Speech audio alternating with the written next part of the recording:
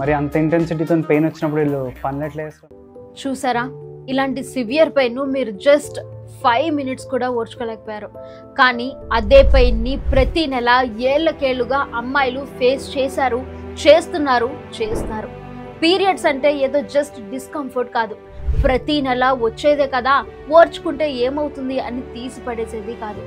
Period cramps కొన్ని కేసెస్లో mini heart attack రేంజ్లో నొప్పి వస్తుందని స్టడీస్ చెప్తున్నాయి. అయినా అంత పెయిన్ ఉన్న ఉమెన్ ఆఫీస్లకు వెళ్తారు, ఇంటి పనులు చేస్తారు, డ్రైవింగ్, కుకింగ్, ఇలా ఒక్కటి కాదు. ఫేస్ మీద స్మైల్తో లోపల క్రాంప్స్ ఉన్న బ్యాక్ పెయిన్, వీక్నెస్ ఇవన్నీ ఓర్చుకొని ముందుకు వెళ్తారు.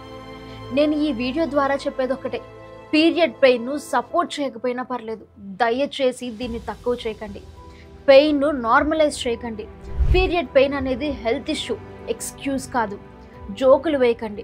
పీరియడ్స్ పెయిన్ మీద డిబేట్స్, డౌట్స్ వద్దు. జస్ట్ అర్థం చేసుకోండి, మేమున్నాం అన్న భరోసా ఇవ్వండి, రెస్ట్ ఇవ్వండి, ఎమోషనల్గా తోడుగా ఉండండి.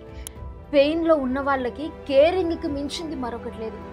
పీరియడ్ పెయిన్ని భరించడం మహిళల జన్మ హక్కు కాదు, దాన్ని అర్థం చేసుకోవడం మాత్రం ఖచ్చితంగా మీ బాధ్యత. ఈ వీడియోను మీరు రెస్పెక్ట్ చేసే ప్రతి అమ్మాయికి షేర్ చేయండి.